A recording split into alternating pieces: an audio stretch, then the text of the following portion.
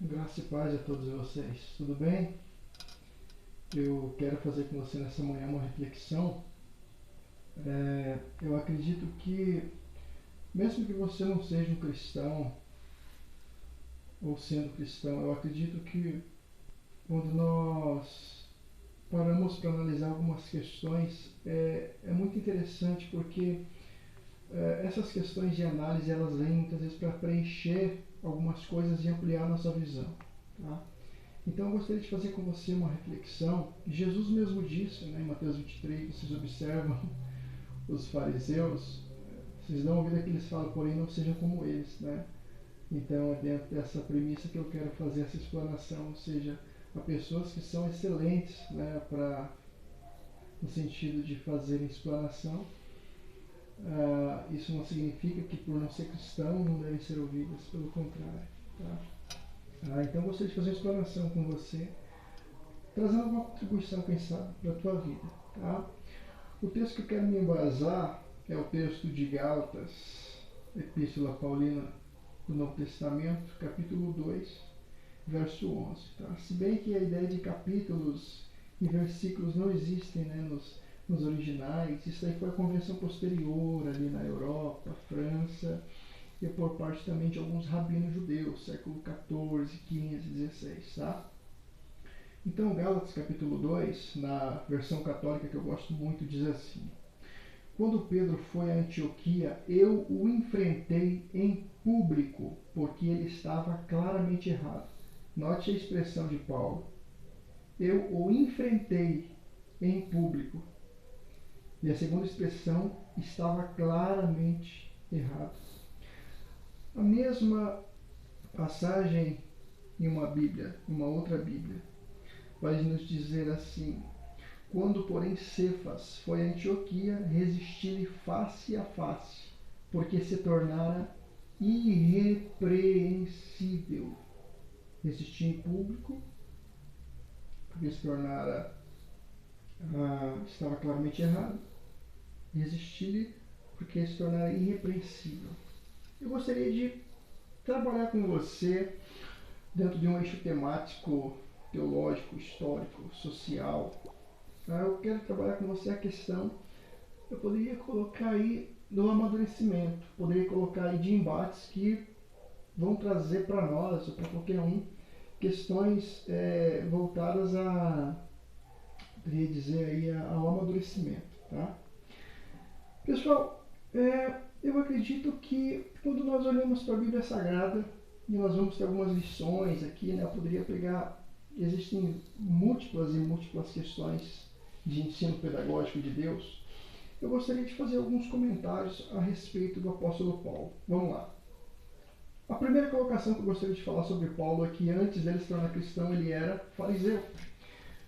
Paulo havia sido instruído por um judeu, né, que fazia parte do Sinédrio, que era um grupo seleto de 71, 72 judeus.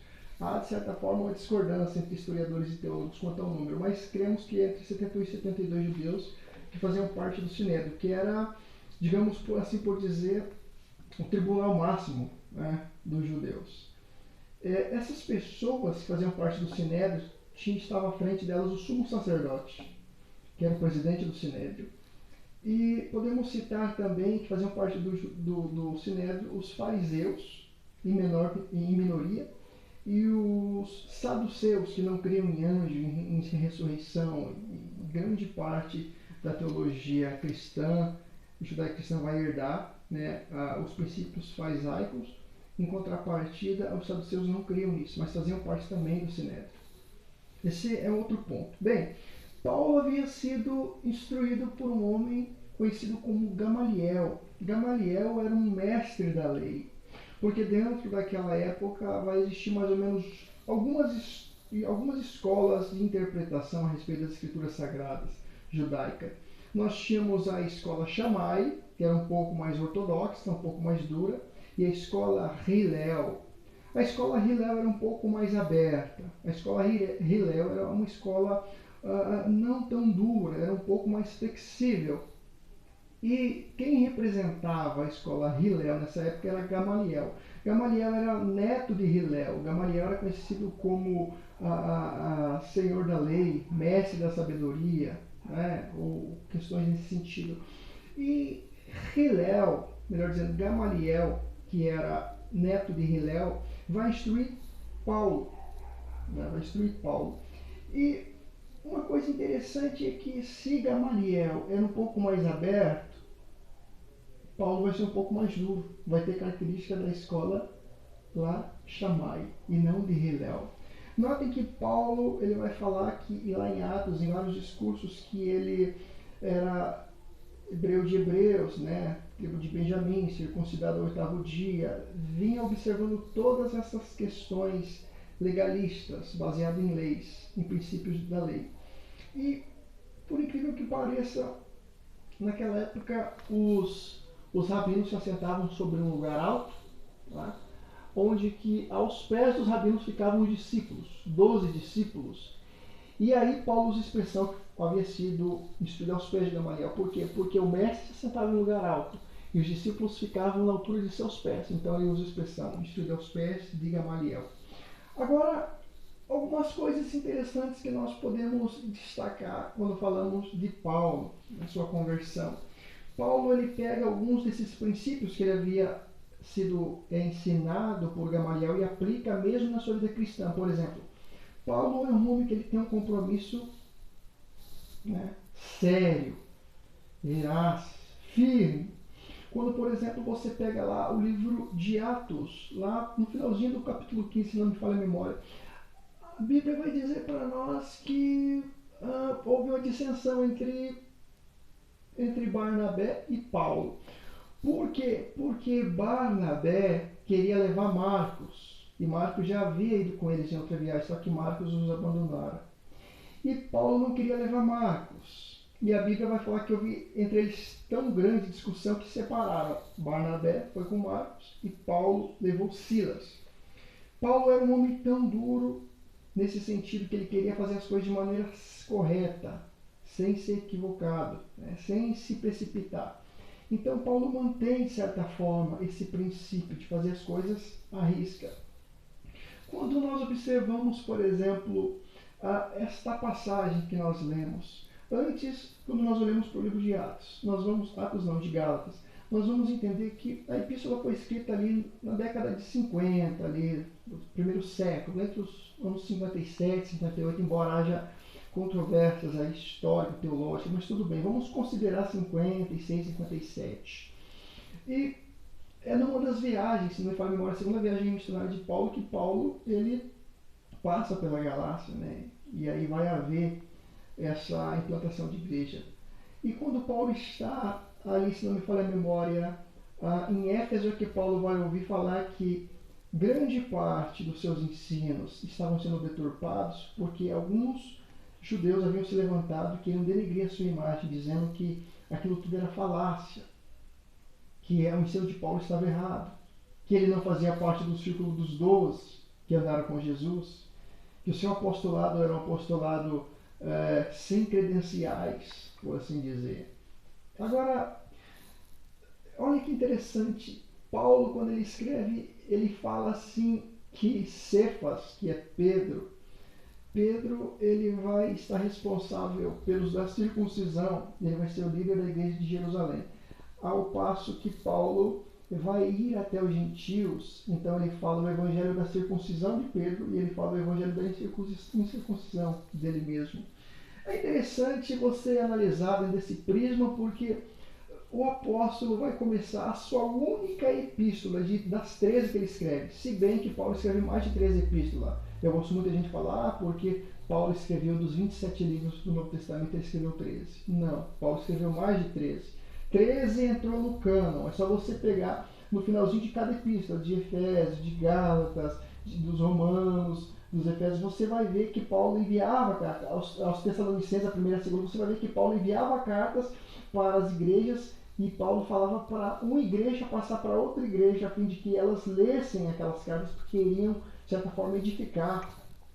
Então, muitas cartas de Paulo não entraram no cânon. É só você ler Coríntios, vai estar claro isso em 1 e 2 Coríntios, de Coríntios, Paulo falando sobre isso. Então, das 13, mas vamos considerar as que nós temos acesso, as canônicas, como disse os concílios católicos. Tá? Dessas 13 epístolas que nós temos em mãos, a de Gálatas é a única epístola, a única, que não começa com uma saudação, com ação de graças. E é a única também que não termina com uma bênção. É a única. É a única epístola que Paulo não começa dando ação de graças e não termina com uma bênção. Por quê? Porque a epístola aos Gálatas vai ser uma epístola de cunho, eu poderia dizer, de cunho de revolta. Onde Paulo, ele, com todas as suas forças, ele busca defender o seu apostolado. Ele está, de certa forma, bravo. Ele está, de certa forma, buscando uma maneira, com todas as suas forças, de contra aquelas colocações equivocadas. E quando nós falamos sobre isso, nós vemos que Paulo, ele vai aí defender o seu apostolado dentro dessa epístola. Ele começa com uma vivência em suas palavras, ele termina com uma vivência em suas palavras. Tanto é que lá no meio ele fala assim, ó, Gálatas insensatos, capítulo 3. Parece-me que o meu trabalho pode ter sido em vão. Vocês começaram no espírito e vocês vão se aperfeiçoar na carne? Vocês vão se deixar enredar pelas conversas dos judeus? Vocês vão se deixar levar pela caducidade da lei? Vocês vão se deixar levar pelo legalismo dos judeus? Será que o Evangelho de Cristo não basta para vocês? É interessante, é interessante. Agora, quando nós lemos o texto lá de Gálatas 3:11, você vê que Pedro, sendo uma das colunas da igreja de Jerusalém, quem sabe a principal, Pedro vai falar no verso 11 que Cefas havia vindo a Antioquia. Pedro havia estado em Antioquia. Ele vai dizer, mas eu resisti face a face. Eu resisti Pedro. Por que ele resistiu a alguém que era líder da igreja, se ele não foi um dos 12? E aqui é interessante você notar. A verdade não está com os líderes da igreja. A verdade está com aquele que vive o Evangelho. Essa é a primeira máxima. Não importa o nome, não importa a posição social, econômica, o status. A verdade está com aquele que vive aquilo que Jesus disse. E ele vai dizer, Pedro se tornou irrepreensível. Ou seja, Pedro está fora daquilo que Cristo ensinou. Pedro tomou um outro caminho. Paulo está dizendo, bom, vocês me criticam, né? Muitos me criticam porque eu não aderi, e graças a Deus porque não aderi aos costumes, às leis cerimoniais e rituais judaicas. E Pedro se enveredou por esse caminho, tendo andado com Cristo, tendo sido perdoado por Cristo, tendo sido uma das colunas da igreja.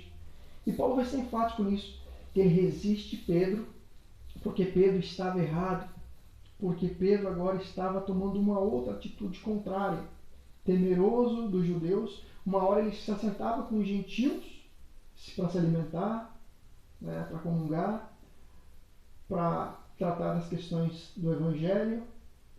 Agora, quando os judeus se apresentavam, Pedro se afastava daqueles que eram gentios e agora eram cristãos. Irmãos cristãos não judeus, por assim dizer melhor. Pedro saía de perto, porque os judeus diziam que na lei que eles ficariam impuros se ele se apresentasse e estivesse próximo aos gentios. Aí Pedro era, de certa forma, trazia em si uma máscara de cristão quando estava com os gentios, mas quando os judeus se apresentavam, ele saía fora. E eu gosto muito de ver isso porque nós vamos ver também que Barnabé também foi por esse mesmo lado, né? Paulo vai dizer. Por que eu estou falando isso? O que isso tem a ver? Você viu que a expressão trouxe a expressão ali, que nós vimos a expressão que fala Pedro estava claramente errado. A outra Bíblia fala, porque se tornaria irrepreensível. Existem pessoas, meus irmãos, existem pessoas que elas são pessoas excelentes para nos dar o conselho. Por exemplo, na área econômica. Mas na área afetiva, amorosa, elas são péssimas, são crianças aí. Existem pessoas que são gigantes para tratarem de alguns assuntos, por exemplo, relativos à questão da comunhão ou da política, mas são verdadeiros desinstruídos, crianças, quando se trata, por exemplo, de dar dicas ou de ser um exemplo na área, por exemplo, de cuidar do corpo, da saúde, porque são sedentários. Existem pessoas que são excelentes para falar para nós sobre que rumo tomar, qual é a profissão mais adequada nesses dias, ou para dar algum conselho sobre alguma profissão, mas são complicadas quando se trata, por exemplo, de questões de cunho econômico, né? Por exemplo, quando falamos aí de gastar, por exemplo. Eu começo aqui a entender que Pedro ele era mais ou menos um desse tipo. Um excelente teórico para falar de Jesus. Eu andei com ele, eu vivi com ele, eu estava com ele na multiplicação dos pães e peixes, eu estava no barco, eu vi ele vindo sobre as águas, eu fui ao encontro dele. Eu traí, eu vi ele crucificado, mas eu também fui perdoado por ele quando ele estava à beira da praia e mandou nós lançarmos as redes. Pedro ele tem um discurso fantástico. Pedro, naquele momento que Paulo chega até ele em Antioquia e o exorta e o repreende, Pedro deixou que uma crosta tomasse ele, uma crosta de hipocrisia, uma crosta de autossuficiência, uma crosta de ingratidão, de infidelidade para com Cristo e sua palavra. Porque Jesus falou a Pedro, quando tu te converteres, vai adiante dos teus irmãos. E Pedro agora, ele se apresenta como um homem que de certa forma estava adulterando o Evangelho de Jesus. E é interessante nós falarmos sobre isso porque quando pensamos que Pedro estava amadurecido, ele tinha todas as credenciais, andou com Jesus, viu os milagres, viu Cristo ressurreto, foi instruído, era a coluna da igreja, era alguém que tinha uma representatividade imensa na história do proto-cristianismo, dos primeiros anos do cristianismo ali surgido. Mas Pedro também se tornou irrepreensível e ele tomou um outro caminho. Sabe, nós vemos nesses dias que, enquanto a globalização fez com que houvesse redes sociais, tecnologias, expansão do conhecimento, uma série de questões, nós cristãos, pelo menos, que deveríamos ter uma posição um pouco mais sensata, um pouco mais madura, um pouco mais de diálogo, um pouco mais flexível. Mas o que nós vemos? Nós vemos cristãos dando dietas em redes sociais, magoados com a vida, magoados com Deus, magoados com o próximo, alfinetando, agulhando os cristãos, falando mal, condenando. Sabe, Jesus disse assim, aquele que comigo não ajunta, espalha. Nós vemos cristãos desabafando, jogando mensagens diretas e indiretas.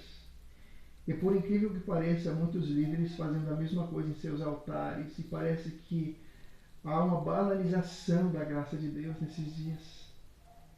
Sabe, eu vou falar uma coisa. Tanto o altar quanto a nossa vida, que é o verdadeiro altar, porque as pessoas se enganam, elas acham que o altar é só lá dentro do templo. O altar da nossa vida tem que ser um altar coerente. Quando você olha para Jesus, o que você vê? Ir para o templo e ouvir uma palavra ajuda, mas não resolve. Você ter sonhos ajuda, mas não resolve. Por quê? Porque você vai ter que cumprir metas para realizar. Você estudar para uma avaliação, se empenhar dias, ajuda, mas não resolve. Porque se você perder o horário, você não for fazer, não vai ajudar, não vai resolver. Existem coisas que ajudam, mas não resolve. Ler muito ajuda, abre a mente. Mas se você não aplicar, não vai resolver.